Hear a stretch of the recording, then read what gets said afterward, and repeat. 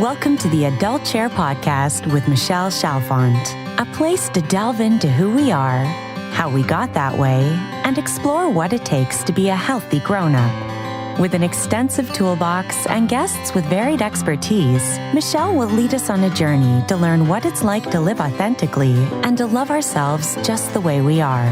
And now, here's Michelle. Hello, everybody.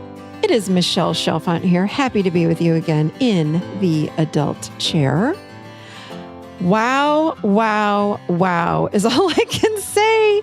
Wait till you hear the interview today with Mr. Jim Fortin. He was incredible. We talked about how we reprogram the subconscious mind. What an incredible show this is. I'm telling you, this is probably one of my favorite shows. We went into breaking habits, which, by the way, when Jim and I talked about this, habits would be things like addictions, whether it be alcohol, sugar, porn, you name it. We talked about how you end that. So I'm telling you, the conversation we had was incredible. We talked about anxiety. We talked about depression and how to transform all of these things. We talked about why transforming self-identity is vital to success. And of course, you know me, I asked, how do we do that? So this guy is a master transformational specialist. I cannot wait for you to hear this interview. I have a very quick I have two little quick things to tell you about. Number one, I'm very proud. I'm a proud mama. We have a whole new website, and I would love for you guys to go check it out. Just go to theadultchair.com and you will be able to see a very beautiful website. It's one of I think I'm most proud of this one ever. I'm very proud of my team for putting this together. It's probably my 8th website in the last 20 years, but this one I absolutely love. So go check it out. And the thing that I'm even more excited about, I am actually, it's back. I was going to sing, it's back. I'm such a bad singer. How's that? The 30-day journaling challenge is back. It starts November 1st. You all, have loved this every year. I think this is our 3rd year doing the 30-day free journaling challenge. So check it out at theadultchair.com/30 days. That's the number 30 DAYS. Again, you will get one very large journaling prompt, not to scare you large, but enough to really take you on a transformational journey. Every day you get that delivered into your inbox, and you'll be able to sit down and journal and really get in touch with what's going on the inside. Because we've got to change what's on the inside in order to see our outside life change and transform. So 30-day journaling challenge, theadultchair.com/30 days. Okay, here we go with Jim. Jim Fortin is widely considered the leader in subconscious transformation, and he's helped countless people from all around the world transform their lives from the inside out. I just said that. What do you know? Jim and I are very in line. I really love this guy. Jim brings an unmatched skill set to help his students completely transform their lives from their core identity outward.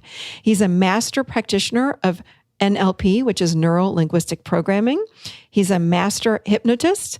He's apprenticed with a shaman since 1994, and he weaves his unique life experience together with modern brain science to create a powerful and rapid transformational methodology for his students. This guy is incredible. I'm so excited for you to meet him. I'm going to jump right in. Here we go with Jim Fortin. All right. Well, welcome, Jim, to the Adult Chair Podcast. Well, thank you for the invite. I'm glad to be here. Yeah, I'm very excited to have you because I think you're going to just offer us all kinds of miracles today. Well, I hope then. I'll put my attention there. I will do my best. Don't you have your magic wand? It's in the other room right now. It's actually being serviced. So okay, good.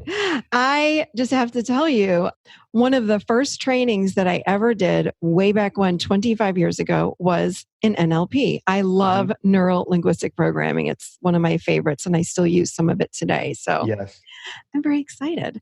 So we're going to talk today with you about reprogramming the subconscious mind. Okay. I'm wondering, I have so many different questions. I want to start with this one, though. Tell us the difference between the mind and the brain. Okay. Can I go somewhere else first to give the listeners a foundation? All right. Yeah, for sure. So, we talk about, and then we'll go to your question. We talk about reprogramming the subconscious mind. Is we all, and research has demonstrated, everything I do for the most part is, university research demonstrated. So we have a subconscious mind, and we all know that. We've known that since kids, but no one knows how to use it. And as you know, it drives every bit of us. So where I want to go in a bit is talking about reprogramming, and it's a word that's polarizing, but it's a very powerful word, is the word hypnosis. A lot of people don't understand that hypnosis has been endorsed by Harvard, Stanford, Yale, Columbia, the Mayo Clinic, the National Institute of Health, the American Psychiatric, the American Psychological, the American Dental, the British Medical Associations. It's a very, very, very powerful tool for change. So I wanted to lay that foundation because we'll go there in reprogramming. But the brain is obviously organic. It's that 3 pounds of mass that sits in our skull. It's organic. The brain is, so to speak, let's say like a radio. You have a radio in your car, but the radio doesn't make the music. There's no radio frequency that comes through the radio. Oh, I'm sorry. The radio does not produce the frequency. The frequency comes through the radio. So the brain is the radio, but the frequency is the mind. So they're two very, and scientists, they still can't, air quote, find the mind, but the mind is part of consciousness, universal consciousness, quantum physics as well. And here's where a lot of people get trapped. Is they will think that they're using their mind to create behavior. Like, why did I do this? Why did I do that? How come I keep going back to my old patterns and behaviors again? But that's all actually reptilian brain based. So there's a difference between our reptilian brain habits and our subconscious paradigms, two very different things. Okay. Tell us more about that. Okay. So let's say, for example, that I'm trying to think of the best example for this audience. Let's say that, let me think here. Let me go with a generic example. Somebody smoking cigarettes. Now, what will happen is somebody will smoke and they will think, you know what? I really should not smoke. It's not good for me. I don't like the way my car smells. It's a lot of work to buy cigarettes. I should quit because I'm huffing and puffing. Now, this is all psychological and mental. It's all what I call left brain thought. Yet, the habit comes from the oldest part of the brain, which the oldest part of the brain, called the reptilian brain, is responsible for. It's the fight or flight part of the brain. It's the survival part of the brain, but it's also the part of the brain that houses our habits. So we know that smoking is a habit. So what happens is the analytical prefrontal cortex thinking part of the brain says no more smoking, but the reptilian brain says, nope, you smoke. It's a habit. I'm here for survival. That's what you do. I'm going to make you smoke. And this is why people have such a hard time quitting the Diet Coke or the sugar or the cigarettes or the nail biting or whatever, because they have two parts of the brain actually fighting each other. One part of the brain thinking they don't want to do something. The habit part of the brain saying, nope, every habit you have is meant for your survival. The reptilian brain, if it could talk, would say, I'm here for your survival, so I'm going to make you do the habit. So we get it. This is why it's so hard for people to change, is because who we are an amalgamation of habits. And we think we should change the habit, which is thought, but the habit comes from the brain, which is organic. Got it. Okay. Keep going. Okay. Keep going. Okay. Where do you want me to go? Using NLP, you're saying you're able to go and change these habits. Would you say quickly? Would you say, tell us a little bit about how you do that? Okay. So there's all kind of just misnomers and misinformation in our culture. People will say things like it takes 2 weeks to create a new habit. Well, that could be true, but overall it's not. According to research, it takes 67 days for us to do something where it becomes complete automatic behavioral habit autopilot for us, meaning it's just something we don't even think about doing. And then people will say to me, Jim, well, how long does it take for me to change my habits? And I'm going to contradict the research and also say, well, what motivation do you have, which is psychological, to change the habit, which is neurological, biological, and organic? So to give you an example, somebody could say, you know what, I drink too much alcohol and it's a habit, by the way, and I want to get out of that habit. And then some people will stay in the habit forever. But I remember many years ago when we were kids, my roommate, Brad, he used to drink every day. And his girlfriend, Kristen, said, Brad, if you have one more drink, I will leave you. He quit that very same day. So a habit, when he was drinking a 6-pack a day or whatever, might take other people years to change. He had the motivation to change it, and he changed it overnight and was done with it. So I just share that how long does it take to change a habit? It depends upon motivation for changing the habit. Interesting.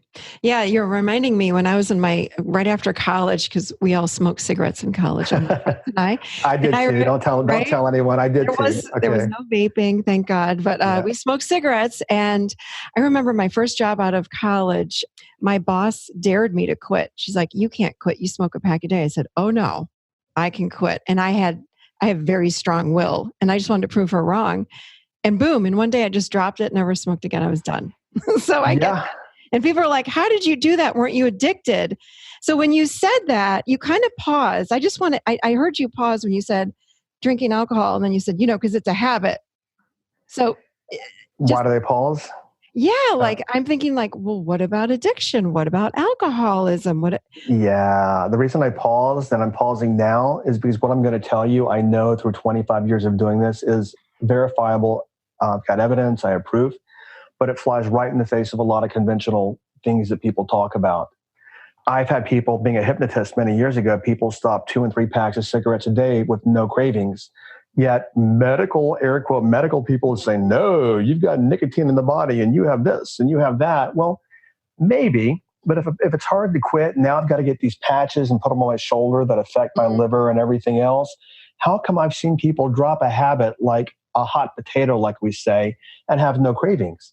That is the power of the mind, but and brain, but most of us don't know how to use the mind and brain. And let me go somewhere else. Number one, controversy sells. Okay. It just does. But here's what, and this is going to make some people mad, but I'm telling you the truth here, is that understanding how the brain works and what I do for a living. And I know that a certain amount of people, I don't know the percentage because I've done a lot of research and I cannot find reliable statistics on AA, Alcoholics Anonymous, which we all know of that. I can't find anything reliable or consistent that says, okay, we've done all these years of study. Here is reliable data on, what percentage of people quit. And I've heard that it's effective for anywhere to as little as 5% to as high as 50%. But let me go here. AA doesn't understand how the brain works. And that's why so many people fail in AA or breaking any habit. Because what AA does, metaphorically here, all of you following along, even though this is only audio, if I put you in a chair and in your left hand, I say you have alcohol. And then in your right hand, I say you have sobriety. Now you have to choose. So then what you do is you look left, you look right hand, you look left hand, you look right hand. Now you're in the middle, and that creates what's called tension. And then what happens is we start thinking about, because I'm an alcoholic, that's what I'm taught. I'm an alcoholic and I can never have that again. Now I've got tension. And the more I think about never having it again, the more that I want it. Therefore, I relapse, I start drinking, and it reinforces the identity that I'm an alcoholic. Does that make sense? Totally. The cycle okay. Yeah. And we live our life. Most people live their lives, whether it's sugar, which a lot of people, or chocolate, or sex. And all this, by the way, has an effect on the brain. Because, for example, which, you're a therapist and or a counselor, that porn addiction is a big thing in this country, and especially for the male population. What happens is when somebody gets into any habit, whether it's the cigarette or the porn or the sugar or the cookie or whatever it is, when they get into the habit, we have a chemical release in the brain of things like dopamine, which makes us feel good, which means when we watch porn, the brain rewards us by making us feel good for watching porn. Now, the brain, what it wants to do is watch more porn because it feels good when it watches porn or has the cookie or the Diet Coke or the sugar or the cigarette. And then each time we do the behavior, it makes the habit even stronger, which then makes it harder for people to break. That makes sense, right? Yeah, totally. Okay. I love that. Okay. you're validating what I believe, and which is, and I love that because I feel like, okay, good, I'm on the right track. Okay. Because We're both, yeah, because I've always felt like alcohol, sex, binge eating, whatever it is, it's a bad habit. It's a habit. It's a freaking habit. Like, amen to what you're saying, because I have said this for years. It's just a habit. They're like, no, no, it's a habit. Well, my dad was an alcoholic and so was his grandfather. I'm like, I don't care. It's a habit. So thank you. And let me add there. Okay, so a couple of things you just said. Number one is you did say first, it's a bad habit. Mm-hmm. To the analytical mind, the thinking part of the mind listening now, sugar, bad. Oh, yeah. Wheatgrass, good, so to speak. Yeah. It's the analytical thinking part of the brain that says bad or good. Mm-hmm. But the reptilian part of the brain, the oldest part of the brain responsible for habits, does not think good or bad. Mm-hmm. All that it knows is what the person has done with repetition. And then that part of the brain works from what you do with repetition over and over, I will habitualize. And the reason that I habitualize is, let's say that you ride a bike. Well, if you had to learn how to ride a bike every time you rode a bike, you'd never be able to ride a bike because you always had to relearn. So the brain habitualizes it, riding a bike, driving a car, all the things that we do. So I want to give that distinction, is that there is no bad or good habits to the reptilian brain, only habits. And that part of the brain works from, to reiterate here, but to dig a little deeper, that part of the brain works from is that you need your habits for survival. I mean, like, you can't learn how to re-eat every time you eat. It's a habit. Now, of course, I mean, the utensils and the cooking and everything else. So the brain, that part of the brain works from every habit that you have is needed for survival. That's why that part of the brain doesn't want to let the habit go, even if we think it's a bad habit.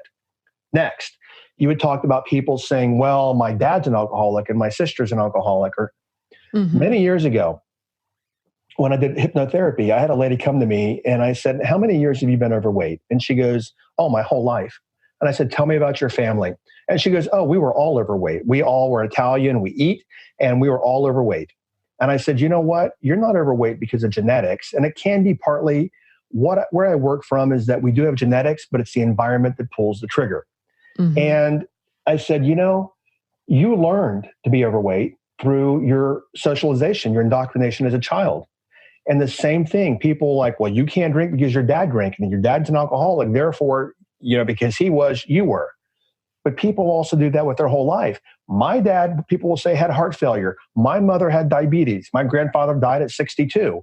And people take this stuff and they make it part of their own operating system, and they make it a belief habit, and they live that their entire lifetime. And then through self-fulfilling prophecy, they fulfill the habit. Yep. I get that. I really get that. That lands. Okay. Good. So I can feel my audience asking me this question. Sure. Okay. Sure. How do we change the habit? So I'm thinking like, okay, so if I want to change a habit, and you said 67 days to change our brain and then form that new habit, and then it becomes our everyday autopilot.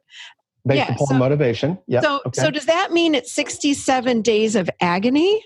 Like, let's just say that, okay, I would like to start going to the gym every morning at 5:30 in the morning. So does that mean every morning at 5:30 I have to get up and go for 60 some days, and then all of a sudden I'm going to enjoy it and it's going to be a routine?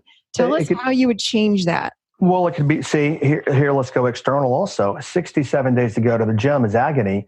What if you're getting married in 45 and you have to fit into your wedding dress? Yeah. All of a sudden, you're going. Yeah. Now you're going. Exactly.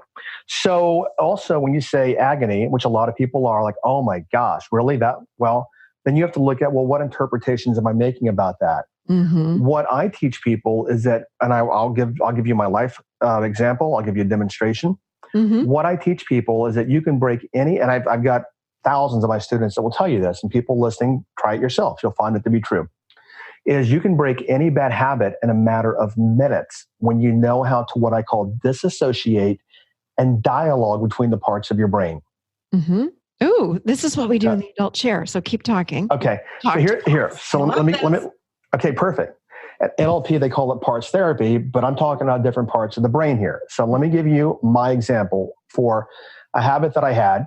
Mm-hmm. And honestly, I just figured this out through trial and error, I don't know, many years ago. But I used to drink Diet Coke, and that stuff is not good for you. It's not. even soda. What I read is that every soda you drink, it takes 13 glasses of water to balance out your kidneys. The Diet Coke has, what do they call, aspartame or something like that, which is not good for you. And research demonstrates that. It's rat poison. Pretty much. Yes. Yeah, it is. Yes, it is. But you know what? I was, air quote, addicted. Now, let me walk people through my story because I want them to see the mechanics. Now, I don't drink coffee. And by choice, because I just like, you know what, if I drink coffee, I'm going to get addicted to it years ago. And then it's just something else I've got to do and buy coffee. And then I don't have any coffee and then I'm going to want coffee. So why not just not start? My excuse was, though, for many years is I don't drink coffee, but I didn't sleep last night. I want the caffeine. Let me have a Diet Coke. Then the routine I got into for probably a decade was, okay, after which I would have a salad and Diet Coke for lunch. And then I would say, you know, my food's going to start digesting. I'm going to start getting tired. I did not keep Diet Coke in the house because I knew I would drink it. So I would go to 7-Eleven and I would buy a Diet Coke, a 20-ounce Diet Coke, and that would be my Diet Coke for the day. I did that every single day. And then years ago, I'm like, but this is a habit. This stuff's not good. I want to stop this.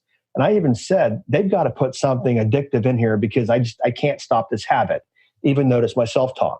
Now, how I busted a 20-year-old Diet Coke habit in a matter of maybe 2 minutes.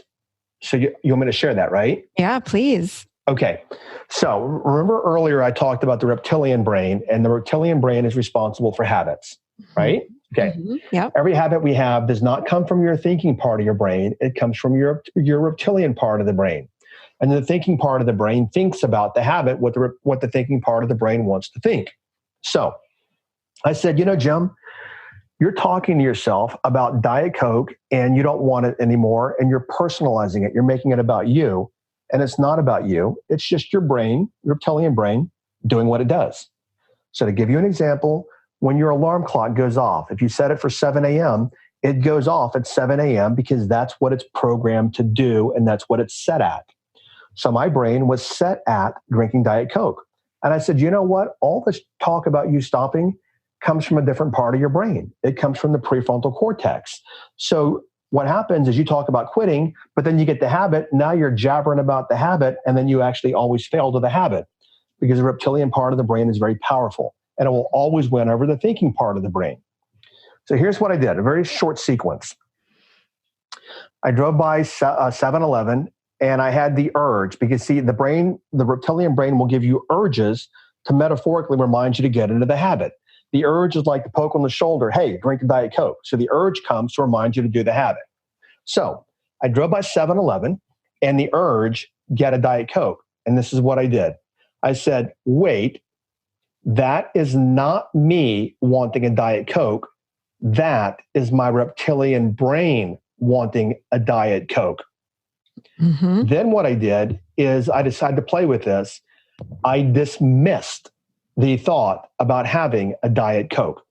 Now, there's a difference between dismissing and ignoring. So let's say, for example, and this is critical. All right, if you have a kid that's throwing a tantrum, and you kind of like, you know, they're in the corner over there and you're watching and you're aware of the tantrum, you're ignoring it. Now, dismissing would be turning your back and leaving the room completely. So does that metaphor make sense so far? Because that's a vital part of this equation. There's a difference between ignoring and dismissing. For sure. Yes. Okay. I get it. Okay. So, and we had talked about my brother-in-law being a shaman. I'd learned from him a very, very powerful phrase that's just transformed my life. Is that you are where your attention is.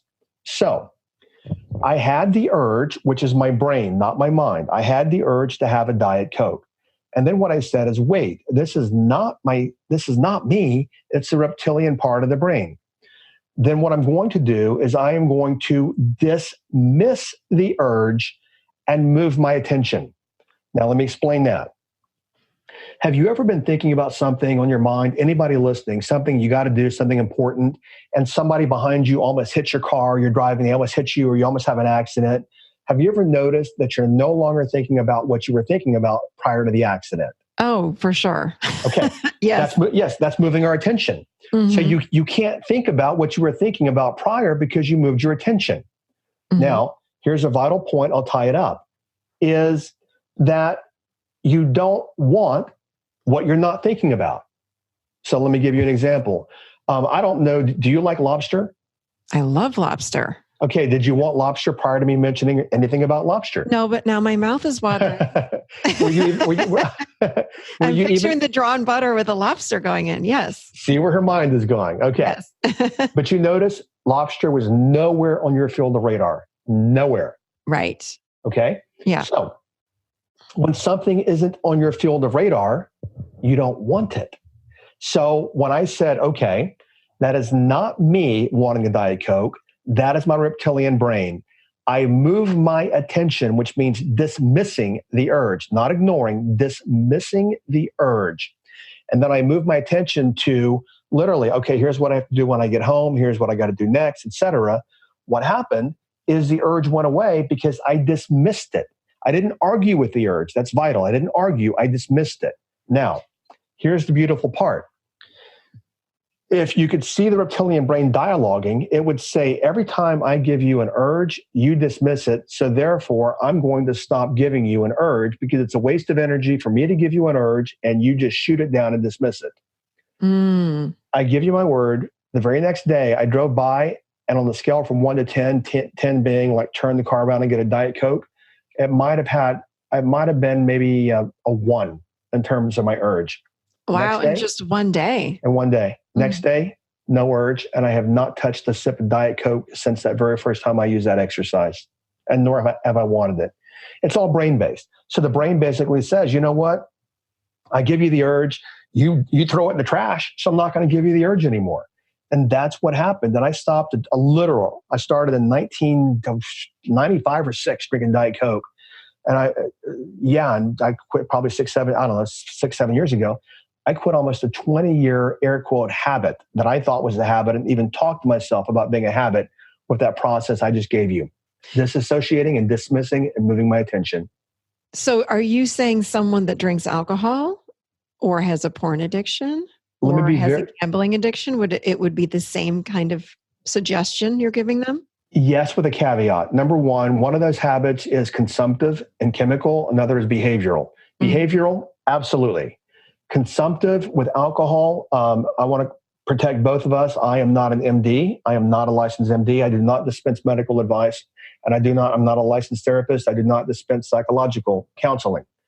So I want to be very clear about that. So if a person is like, I've had people all the time that are just over drinking wine, like 3 glasses a night, no problem using this. If a person's drinking like a 1/5 of alcohol, like hard grain liquor or something, they probably need to go see a licensed medical professional and have professional detox, not just quitting something cold turkey, because people can't have the DTs. So for things like smoking, I've seen people use this and stop smoking, stop biting their nails, stop drinking Diet Coke, stop over drinking wine. Absolutely. And I've seen a lot of it. So the urge goes away for drinking alcohol. That's kind of crazy. I love it. Well, it's brain-based. Yeah, I love it. But see what AA does, and this is, like I said, I mean, this is great too because controversy sells. But what AA does is says, you know what? You're an alcoholic your entire life. Yeah, I know. And then what I do, if I listen to that, I'm like, oh, I'm an alcoholic. I'm an alcoholic. Therefore, that means I cannot have alcohol. And then you put me in a world where left hand, no alcohol, right hand, alcohol, and I have to sit in the middle and look at this my entire lifetime. Let me give you another example here for everyone listening. What happens when you go somewhere, and let's say that you don't want any dessert. You're like, I'm off the sugar right now, no desserts, no sweets. And they roll the dessert tray around, and your husband or partner or somebody says, you know what, you don't want any, but I want a piece of that apple pie. And then you start looking at it. What do you start thinking? My mouth is salivating already, thinking, oh, apple pie. Apple pie. But then what? But you've already said you're not going to have it. I just want one bite. There you go. Yeah. There you go. Just one bite. Yeah. Just one bite is what you do. Yeah. Okay, so let me take this a little further. The more you think about not having something like the apple pie, actually you're thinking of what I call a negative, like I'm not going to have apple pie. Right. Well, if you think about not having apple pie, that's what you're thinking about is having apple pie. You have to think about not having apple pie to think about, well, When you think about not having apple pie, you're actually thinking about having apple pie, but you think you're not thinking about having it. I'm vaguely remembering this from my NLP training, but the mind doesn't understand the word not or no, correct? So if you're saying I'm not going to have apple pie, the brain doesn't even hear not. Correct.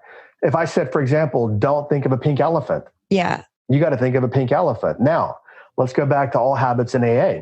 So AA says, don't drink, don't drink, don't drink. You're an alcoholic. So then what happens is you're like, okay, I'm not going to drink. I'm not going to drink. I'm not going to drink. All I'm thinking about now is drinking right in front of me. Now, let me give you another step.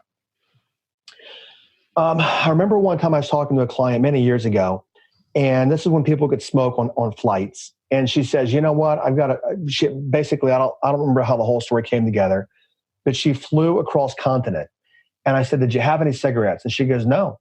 I said, did you want any cigarettes? And she said, no. And I said, how come? And this is what she said. It's very profound. Because I knew they were not an option for me. Ooh. So notice here. Yes, everyone listening, notice. What I teach people on habit breaking is instead of saying you're an alcoholic and you know what, you can never have that alcohol that's right in front of you, where you live your life is you dismiss alcohol, and you must dismiss it. You dismiss it, and you are a person that chooses not to partake of alcohol. It is not an option for you. But do not fight it like you're ignoring it. Just make it not an option. I love that. Yeah, for example, I mean, when we were in college, I'm in my 50s now, but when we were in college, I went to a small private school. Our drug of choice was alcohol, beer, basically. I was in a fraternity. Mm-hmm. I never, ever saw, which, as I heard in higher social circles, was like cocaine was what people were doing. I never, ever, number one, I never saw it in college. And secondly, if I did, I wouldn't have done it anyway. And the reason why is because I know my behavior, and I'm one of those people back the commercial in the 80s, I would have done cocaine till like the monkey till I died. Me too, yeah. Yeah, so I'm like, okay, so I said back then, I'm like, no, that's not for me because I know me. And if I do that, I'm going to do it. Yeah. So notice here, everyone listening, I made it not an option for me. It wasn't even like, should I have, should I not have, should I have? No, it was just no option. So when you look at your addictions or your habits, when you make them no option, what happens is the brain goes, okay, dang it, I keep giving you the habit, you keep dropping it, it's not an option, therefore I'm not going to give you the habit anymore. I have to go one more place here. Mm-hmm. Once you drop the habit, whatever it is, do not test yourself. And the reason why is because the brain creates what's called neural pathways. Mm-hmm. Every time you do a habit, it's like you're just like digging a trench in the ground in your brain. Mm-hmm. Now, I had a client many years ago, one session, stop smoking, no cravings. And I said, whatever you do, never test this. And I said, don't even think about testing it. And about a year later, he called me and said, hey, Jim, I was out with my friends. I was drinking. I just wanted to see if I could do it. And he goes, by Monday, smoking a cigarette. By Monday, he was back to his old behaviors again, a pack a day. And I said, didn't I tell you not to test yourself? And he goes, well, you did, but I wanted to see if I could do it. Mm-hmm. Here's the thing. When we break an old habit, it doesn't mean the neural pathways go away. It just means they're not activated. So when he actually activated the habit by the one cigarette, it's like turning on the lights. Boom. All those neural pathways opened up again, and he went right back to the habit again. So if you're on Diet Coke or any of that, or sugar or sweets or cigarette, any of that, once you bust the habit, do not test yourself and say, let me see if I can do that again. Because you'll go right back to your old habit, just like the day you stopped. Then you have to start over from the beginning though, right? And it makes it a little harder because now you're like, wow, okay, I know that but what people have said is, okay, now that I know I can stop it, I can start again. And if I want, I can stop it again. Mm-hmm. But it's like trying to stop a locomotive. It's really hard because the new habit kicks in again and it's moving even faster this time. Mm-hmm. Interesting.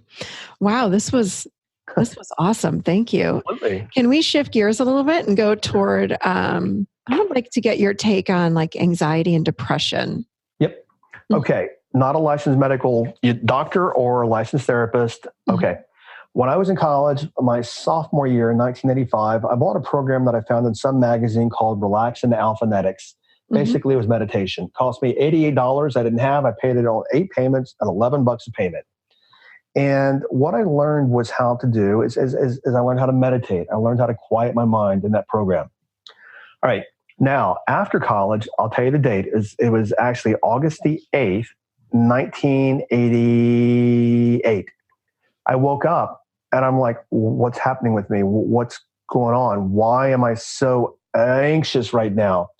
And I got in the shower and I felt like I was going to jump out of my skin. Mm-hmm. I didn't know, even though I had a degree in psychology also, I didn't know what was happening to me. And I didn't have healthcare. I was just out of college, et cetera.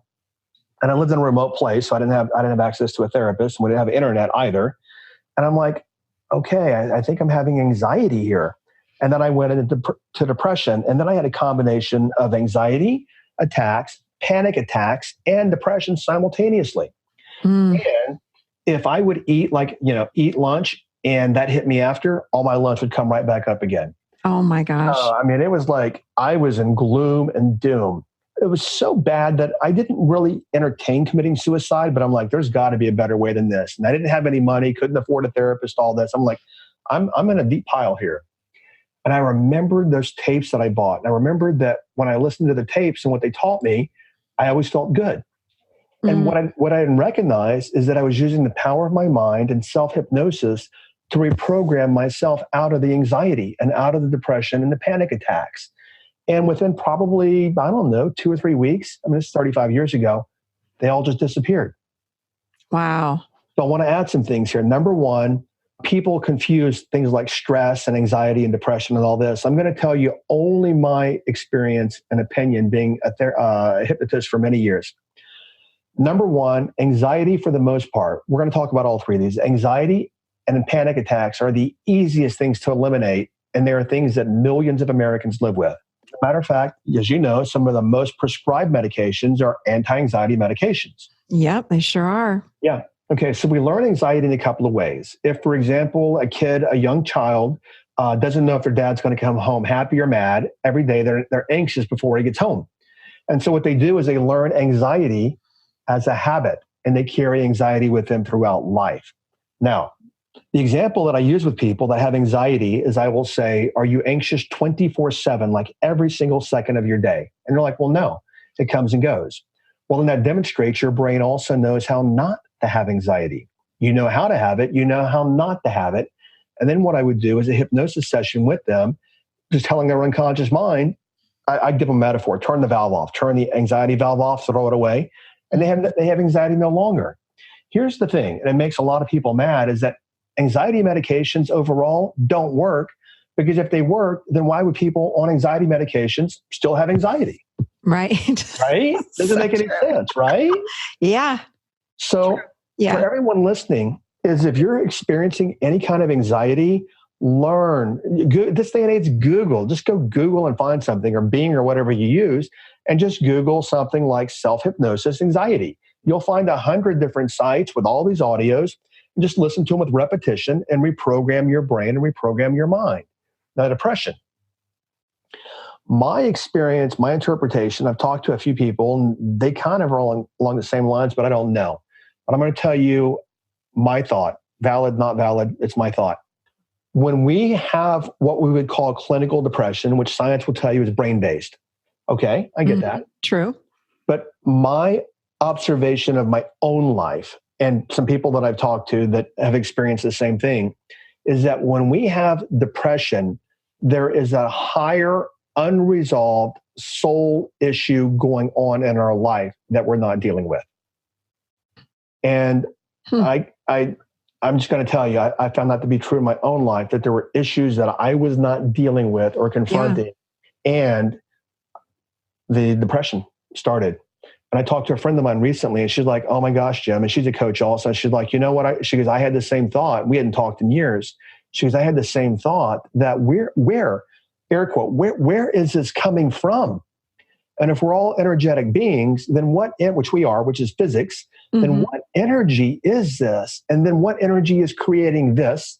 Because something I teach people is, you've heard of the bazillion times, disease is dis-ease. Yes. And then, and then where I work from is healthy mind, healthy body. Unhealthy mind, unhealthy body. And that means when I say healthy, it's not positive thinking. That means peace, because the most powerful state we can be in is a state of peace. And you think about how good you feel when you're in peace, right? When everything, right. Okay. Right. Yeah. Yeah. So I noticed that when I create peace in my mind and peace with myself, that all these things that were distractions and pain were no longer distractions and pain. So just my everyone listening, my 2 cents. But I will tell you, if you want to do your research, you will find like the National Institute of Health. Like right now, oh my gosh, for every military person that returns from a battlefield, 3 kill themselves. Mm-hmm. Or three die for everyone that dies in battle. And it even happened in my family. I did not know this, or I would have intervened. My cousin committed suicide 2 years ago with PTSD. Oh my God! After Afghanistan, yeah. Now I'm sorry. I've done some. Thank you. It's I didn't know. I've done some research on this. That according to the National Institute of Health, hypnosis and self-hypnosis are extremely effective at eliminating the effects of PTSD. And for what you do, you talk about childhood trauma. Mm-hmm. Many trauma, sexual abuse, rape, abuse of parents, violent parents. This is trauma. And a way to eliminate the trauma is to use self-hypnosis, which we can call it power of the mind, to eliminate the trauma. But we don't know this stuff as a culture. So what people do, my cousin, I did not know this. The irony is that my cousin, he's my second cousin, his mother, my cousin, she never told me all this. The irony is that she's friends with General David Petraeus, who was the former CIA director and commander of like the whole Middle East. Yeah, yeah. And you know what? I mean, she started an organization that's why she knows David, and every American president in the last 20 years has given her accommodations because she started an organization to help the military. And the thing is this, is that even though she had those kind of connections, she still could not get her son help at the VA. Then you go to the VA and all they're doing is poking pills in you. Now, you look at all these kids, all these young men and women that have all this trauma, and now they're self-medicating with alcohol and drugs. They can't hold down jobs. They're homeless and all that stuff because of the PTSD, which power of the mind and hypnosis can help. And it's medically proven, but they don't know about it. Yeah. I think every soldier, it should be required for them to have trauma therapy or hypnosis, like you're saying, something. Oh my gosh. Thank you. No. And maybe, somebody listening, some mother, some aunt, some uncle has a nephew or a niece or a son that has that trauma, because I can't even fathom what it would be like to be in war zone and that kind of trauma. Oh my gosh. No. Yeah. It's not even in my field of experience to even imagine that. But if anyone listening, I'm telling you, I've done this 25 years. I have worked with world-class athletes. I've worked with royalty. I've worked with Academy Award winners. I've worked with Nobel Prize. I've worked with the whole gamut, billionaires, housewives.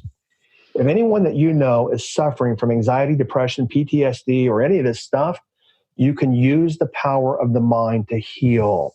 It's free for the most part, unless you pay $12 for an audio, or you see a hypnotherapist or a hypnotist. Yeah. The power of the mind is free, but we don't know about it in the world that we live in. And mainly, we don't know about it because guess what? Is big companies can't make money off from it. No, you're right. I agree with you 100%. It's awful. Yeah, maybe I shouldn't have said that, but that's the truth. It is the truth. I agree. It is the truth. No doubt. Teaching people how to use their mind. I mean, of course, I get paid to do that, but I can't. It's not like I can say, "Hey, buy these pills for me every month and pay me every month for all these pills that you're buying." Well, I think this is why being mindful is so important. Like, what are you saying to yourself? We have to start looking at that. So we could go off on a whole other tangent right here. Can I go there for 1 minute? Only? Yeah, please. Yeah, okay. Go. Mm-hmm. So, my brother-in-law is a shaman. Shamans are healers. In Native American times, they would have been like the medicine men in Native American tribes. Mm-hmm. He's not garden variety. He's the real deal, as if you would find him in the Amazon. Or, like one of the ladies that was one of his mentors, all the presidents in Mexico used to go to her. Walt Disney went to her. The Beatles went to her. Wow. And he started when he was 6 with them. And I've been with him for 25 years.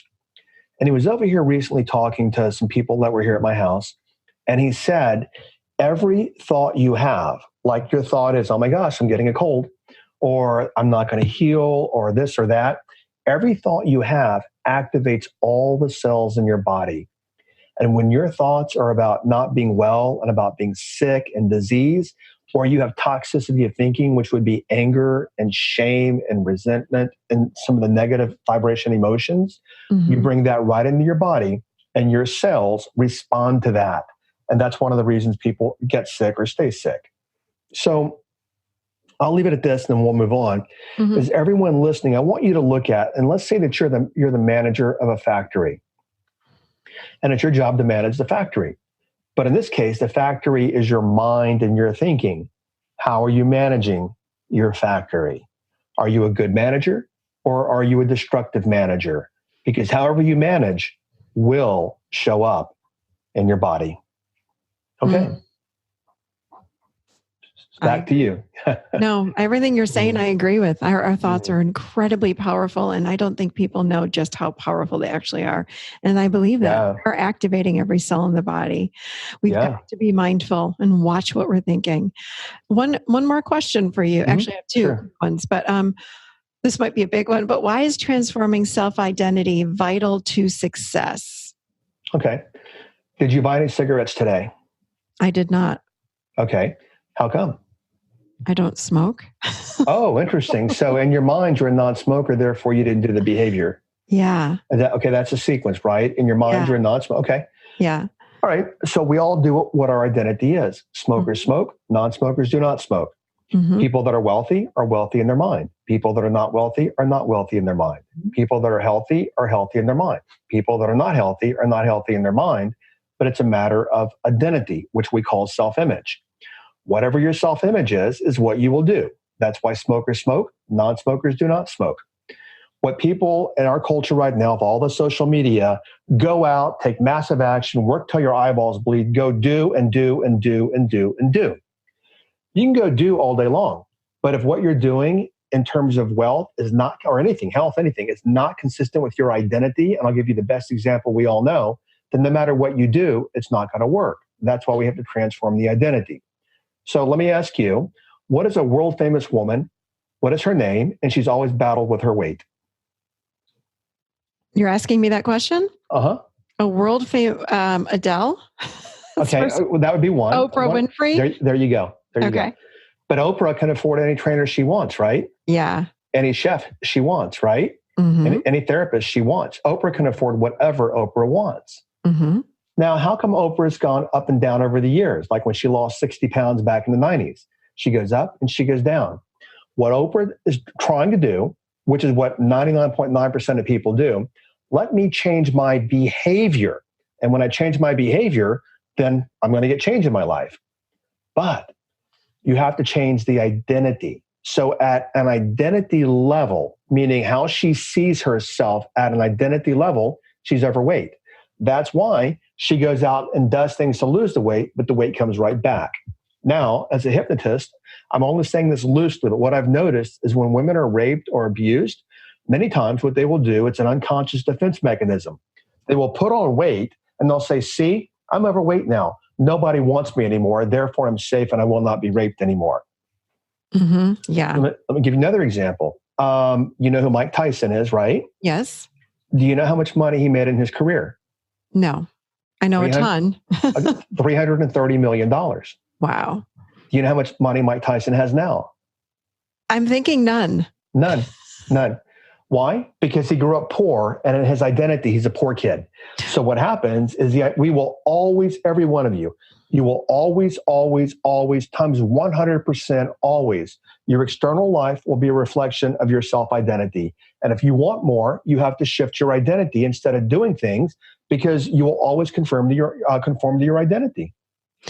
Okay, here's the big question. You know what it is? Yeah. How do we change our self-identity? Oh, gosh. You asked me, we only got 7 minutes left. I know, right? Now, this is an easy one. You got to give us some quick tips, because that's what everyone's thinking right now. Like, well, my God, I want to change my identity. How do I do that? How do I change my self-identity? This is an easy one. And there's, I don't make any money off from this. There's a classic book over on Amazon. I've sold probably, I don't know, literally probably 20,000 or 50,000 or 100,000 of these books by mentioning them on my podcast and other podcasts. There's a book It's written by Joseph Murphy, and it's called The Power of Your Subconscious Mind. Oh, it's a classic. It's written back in the 60s. Mm-hmm. And it's very instructional on how to change at the subconscious level. Mm-hmm. And I refer people to that book. I could write my own, but why would I want to reinvent the wheel when he's already written one? And it's easier for me just to say, hey, go buy his book. Mm-hmm. What I want to point out is that he's a Christian pastor and he comes from a Christian perspective. What I tell people is this, is substitute that if it doesn't work for you and use whatever works for you. Divine force, quantum field, a spirit, God, Yahweh, Muhammad, whatever works for you. Forget the dogma in the book and just go for the instruction in the book. So if you want to learn how, go get the book and read the book. And it's probably $5. I mean, it's a classic. It's been around 45, 50 years. I can't believe you're saying that. I literally was just looking at that book 1 week ago. I'm not joking, because I was going away on a trip and I said, I need an audiobook. And I just pulled that one up. I'm going to get it. And I'll put it in the show notes, and I'll put it at the end of the show too, for people if they want to know more information about it. Yeah, I was going to say, so what kind of confirmation is that from the universe to you that, you need to get in that book, because you've already thought about it. It's crossed your path, and I bring it up again. Boom, there you go. Kind of random, because it is I did read about it, and the reviews did say that it's very religious, and some people had, they didn't have best reviews about that. But I love what you just said. Take the meat out of it. That's what we're looking for. Who cares about the rest? So and no one take this personally, but we have a phrase in Texas that applies to anything: is chew the meat and spit out the bone. Right. So, chew the meat, and if the bone doesn't work for you, spit it out and just call it something else. But the content is solid in that book. And I wish for everyone, wish for everyone, health, wellness, prosperity. I tell people what I want for all of my students. I run transformational programs and I run large ones all over the world. What I want is one thing for people. I want joy. Mm-hmm. And you have joy when you have peace. And when you have peace, so much else comes to you, like your health and your wellness, because even research demonstrates this. When we go into peace, which can be meditation as well, the body automatically starts healing itself. Mm-hmm. Learn self-hypnosis, buy audios, whatever, but start to explore the power of your mind, because you're going to find it to be amazing. I agree. I've been trained also in hypnotherapy, and I agree with you. Again, everything, I don't even know you except for today, and everything you've said, I'm like, right on, Jim. I agree. Everything works for a reason. Yeah. Thank you so much for the show today. This was a wealth of information. I really appreciate you being on. Would you be able to tell us, I'm sure people are going to want to find you, tell us where to find you and what you have going on, et cetera, et cetera. Yeah. I started my podcast 5 months ago, and the very first day we debuted number 6 on iTunes. I don't know, we're a lot of downloads at this point. It's just look for my name, Jim, and I'm sure it'll be in the show notes, Jim Fortin. It's called Transform Your Life from the Inside Out. What I recommend you do is, most people start listening to a podcast at whatever episode they find it. What I recommend is go to episode number 1 and just start listening all the way through, because people, and I intended it this way. When I wrote the podcast and I started thinking about it, I said, this is not information, this is transformation. And I give you tools, like I gave tools today. I give tools in every single episode to transform your life. So give it a listen. And if you like, also, if you would please, is leave only if you like it, leave a positive review. I'd be very grateful for that. And I promise it's full. You'll find when you're there, it is full of life-changing content like today. Awesome. What about your website? My name, jimfortin.com. Perfect. And I want to add something there. As I have a 90-minute video training on my website. It's free. It's called the Master Thought Formula. Mm-hmm. That training will literally, and I know because people have told me, it's one of my best pieces of work. That training will shift your thinking it'll show you how to shift your thinking in a matter of seconds. And the reason why, because what you'll learn in that training is that all of your thoughts are an illusion. You are not your thoughts. You are the thinker of your thoughts. And being the thinker of your thoughts sets you free from your thoughts. And most of your thoughts drag you down. So set yourself free from those thoughts. It's called Master Thought Formula on my site. It's free download. Love it. I'm going to check that out too. Thank you. Goodness. Thank you. Thank you. Thank you for all of this. My pleasure. It's been an absolute pleasure visiting and connecting with you today. We're cut from the same cloth. I think so, Jim. Yeah. Thanks so much. Absolutely. And thank you. And thank everyone for listening. All right. I told you this was a great show. I really, really, really loved having Jim on. And I will have all of the information that he and I spoke about in the show notes, including, don't forget, 30-day journaling challenge. Free. I love doing this every year. I've had such incredible feedback every year. So this is our annual 30-day journaling challenge, the whole month of November. Sign up now and you'll get your first prompt on November 1st. Again, go to theadultchair.com/30 days. That's 30 DAYS. All right, everybody. I hope you enjoyed today's show. Let me know how you liked it on social media. I love hearing from you. At Michelle Chalfant is Instagram. And just go to Michelle Chalfant and you will find me all over Facebook. All right, I will see you next week, seated firmly right here in the adult chair. Have a great week, everybody.